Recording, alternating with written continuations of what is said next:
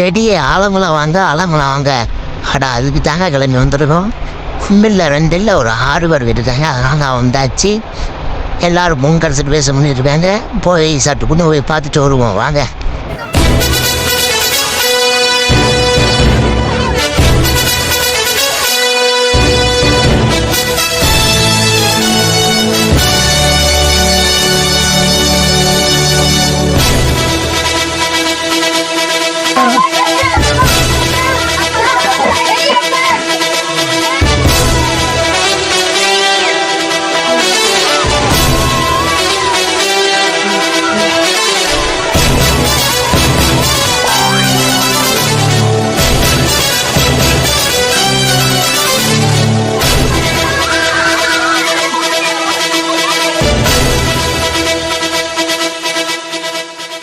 வரமாட்டேங்கன்னு நாங்கள் நினச்சோம்.